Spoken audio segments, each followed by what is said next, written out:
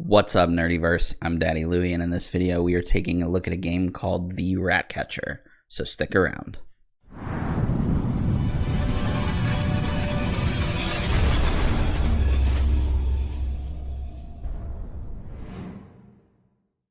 Before we get started, if you're new to our channel and you want to see more content like this, start now by hitting the subscribe button and the bell icon so you don't miss any future videos. The Ratcatcher is a solo play adventure game published by Platypus Industries. It is for ages 12 and up, and it takes around 30 to 45 minutes to play around, depending on how well you do, I guess, in the game. And for me, this is a new genre of game that I have not explored yet here on the channel. I have played games that have solo modes before, but I have never played a game that is strictly made to be played solo, that doesn't have the availability to be played with other people. So that was a pretty unique thing that I got to experience while reviewing this game. This is a prototype copy that we're going to look at today, but I have to admit it is a very, very well done prototype copy. I'm actually really sad that I have to give it up because the components are great and everything inside of the box is very, very well done. The premise of the game is you are playing a rat catcher, and the objective is that you want to try and collect all of the magical cheese before the rats collect the magical cheese. You're going to do that by using abilities, trapping the rats, etc. But you want to make sure that you watch out for the Nemesis, because if the Nemesis rat, which is the big bad boss at the end, kills you or gets the magical cheese before you do, then it is game over. But the question on everyone's mind is this game any good? Well, if you'll join me on the table, we'll check it out. Like I said, this is a prototype copy, but as you can see, it's a very well done prototype copy. Really awesome artwork on the front, some information on the side and on the back. Everything is put together really, really well, shows you all of the components that come in the game, as well as a description and some important information at the top. Even has a barcode already ready to go down here at the bottom. Once inside the box, you can see we have some awesome components. I'll try and go over all of them, but there are a lot. Up here you see we have little rat tokens. There are 3 different colored rats, the black, white, and brown. They come in this woven bag, and all of these tokens are wooden, and they are painted, which is nice. You also have some acrylic cubes, see-through cubes. These represent health and potions and your movement counter, I guess you could say, that goes on your character card. Then you also have some hidden tokens. When you're revealing the map, which I'll explain in a minute, there are some tokens that are hidden that will be mixed up. They have a question mark on the back.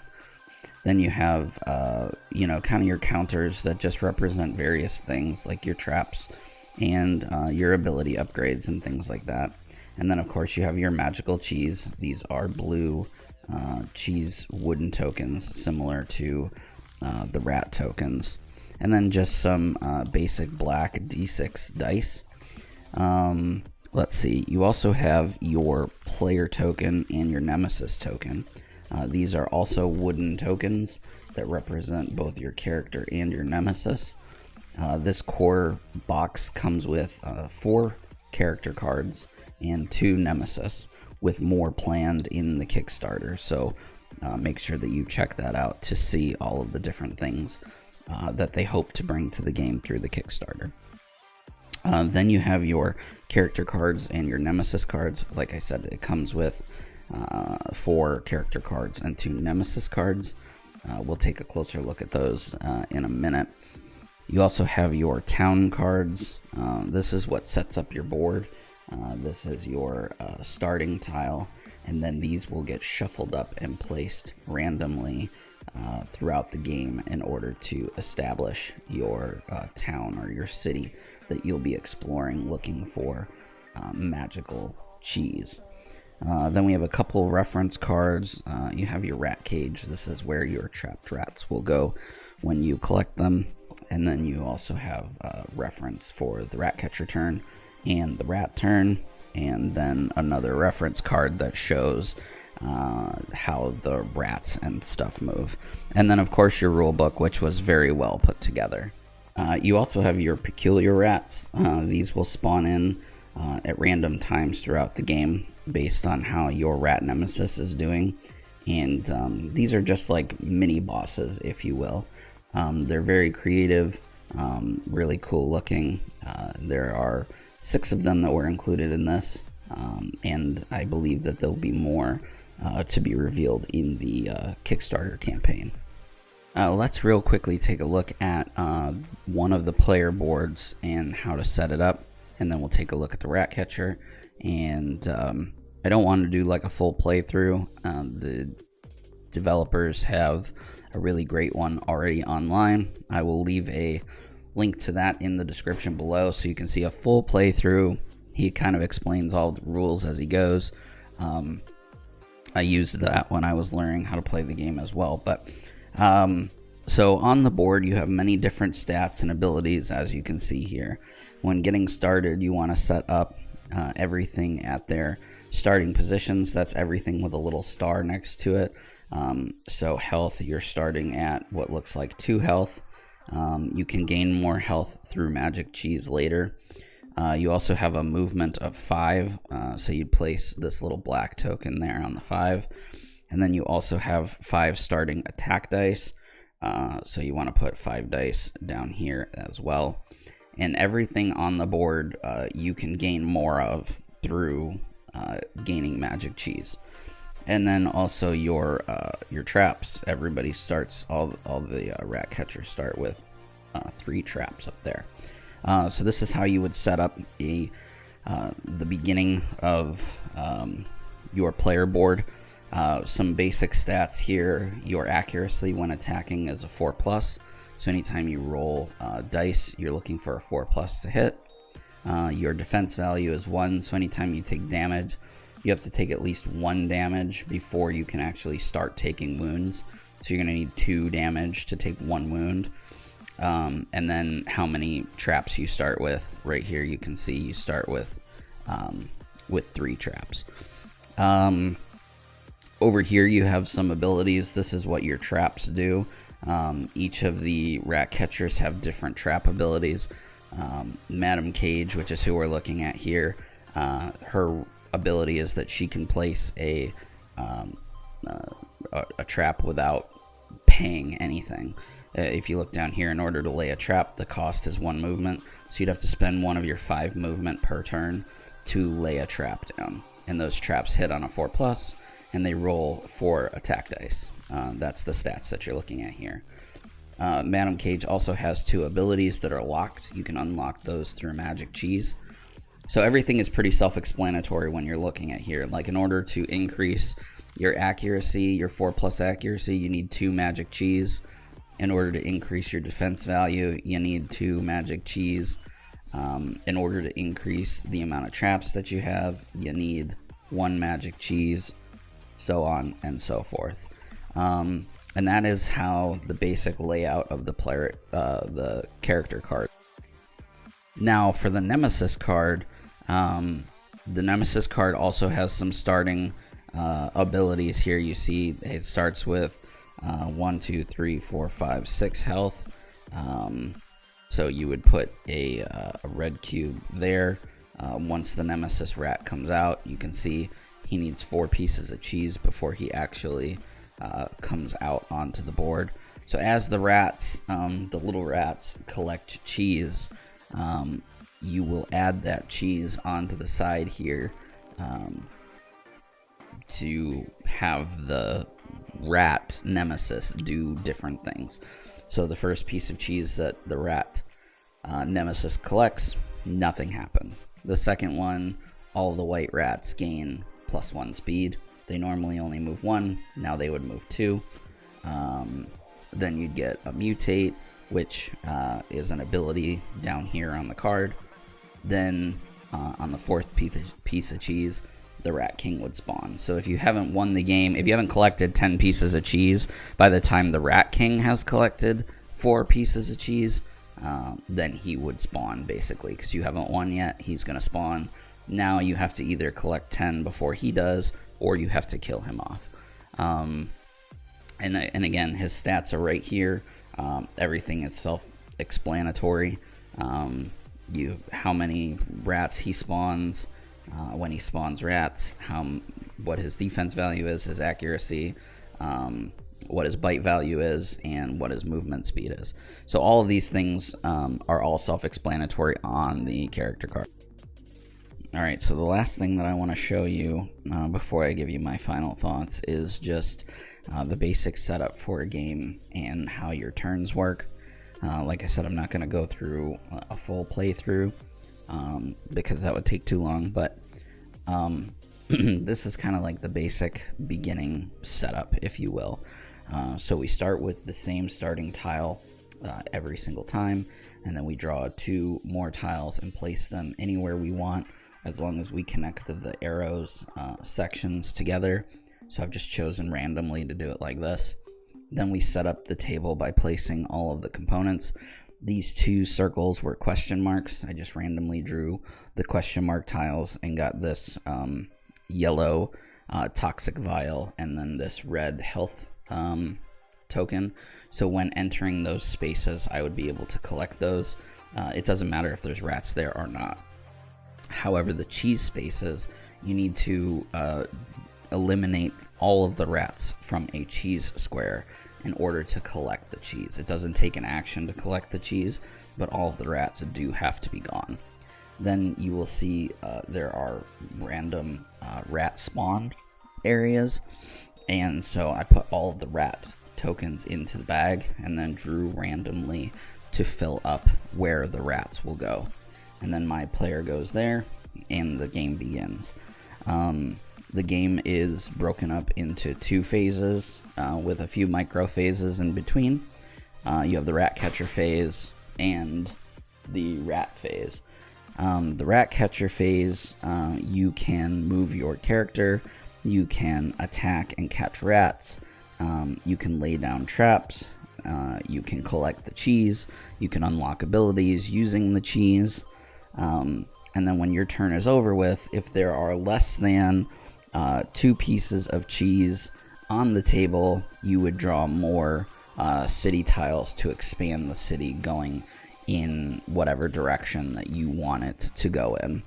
On the rat's turn, it's kind of similar, except on the Ratcatcher turn, you can do anything you want in any order, whereas the rats do a very specific thing.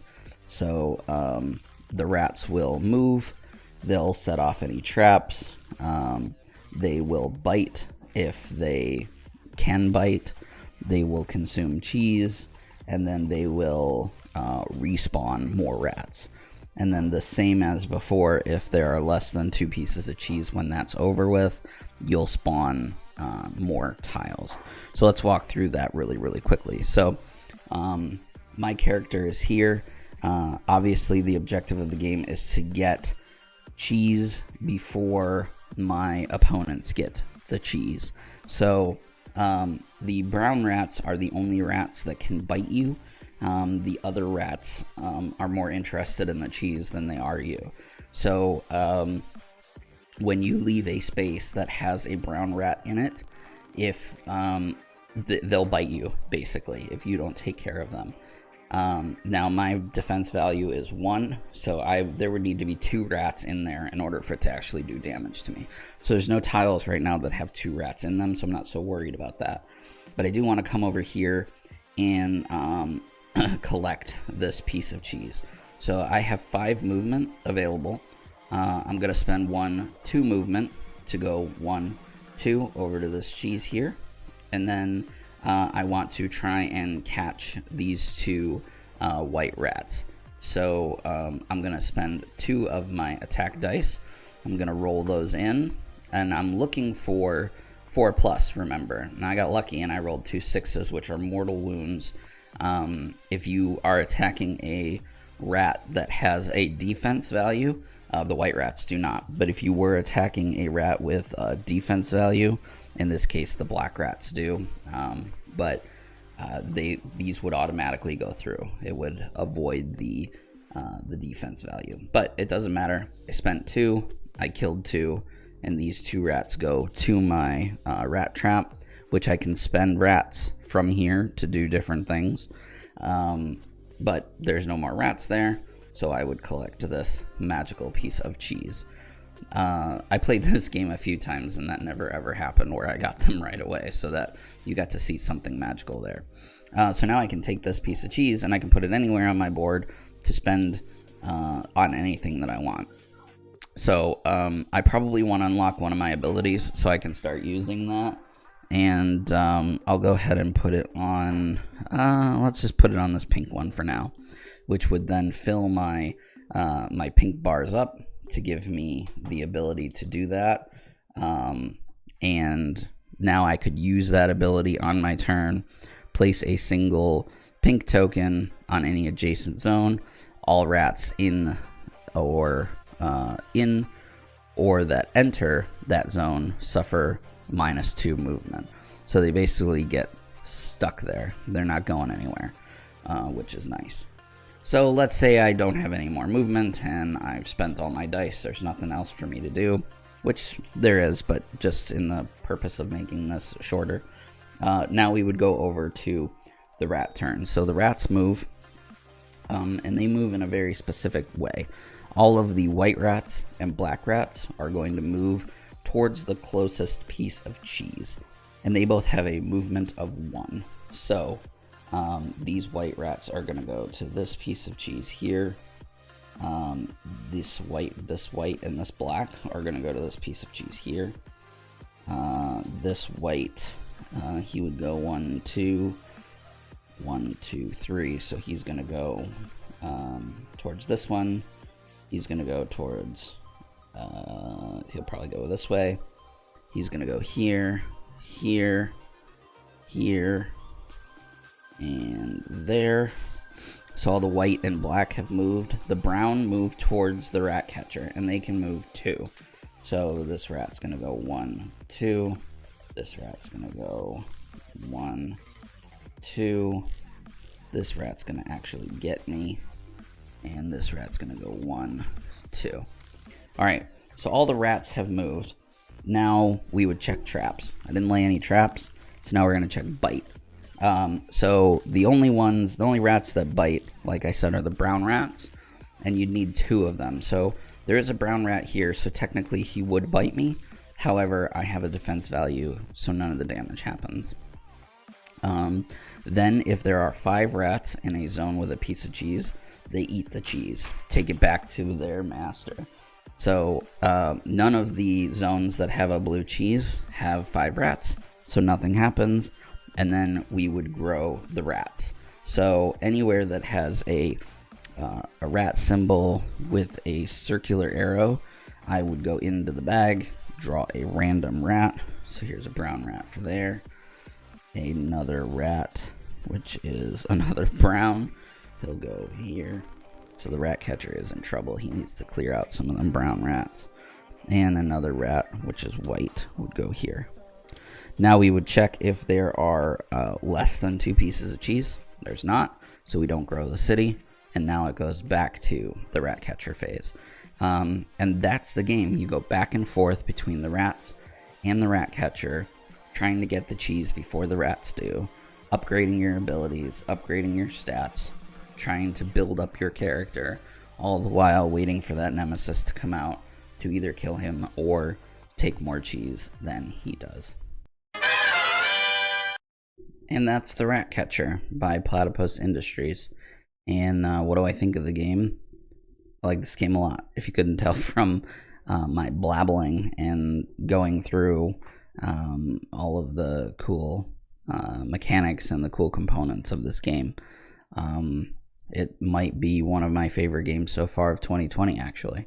And I like the fact of the matter, especially in these hard times where it's hard to get together with our gaming groups, that someone is bringing to us a game that is full solo It gives you all of the experience right inside of the box. You don't have to wait for your friends. You don't have to feel like because you're playing solo and not with other people, that you're missing out on anything.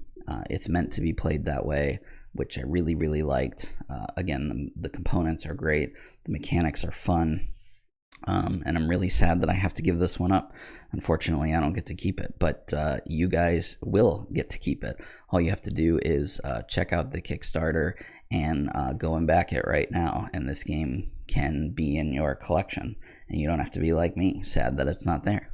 If you enjoyed this video, please give it a thumbs up. It really helps us out a lot. Make sure that you share it with your family, friends, and your nerdy communities. If you have any games that you would like us to review here on the channel or check out, please let us know down in the comment section down below. We love reading your comments and interacting with you guys. And if you have any videos that you would like featured on our page, you can hit us up on one of our social media platforms, Facebook, Twitter, Instagram, at Circle of Nerds. We would love to collaborate you and build a relationship with you. And, also don't forget that we have a weekly podcast that comes out every Tuesday right here on YouTube called The Cosmic Disaster Show. You can find that, like I said, here on YouTube or anywhere that you enjoy listening to podcasts. And for an extra bit of love and affection to the Circle of Nerds, please consider checking us out over on Patreon at patreon.com/Circle of Nerds. Anyway, guys, that's all from me. I will see you in the next video.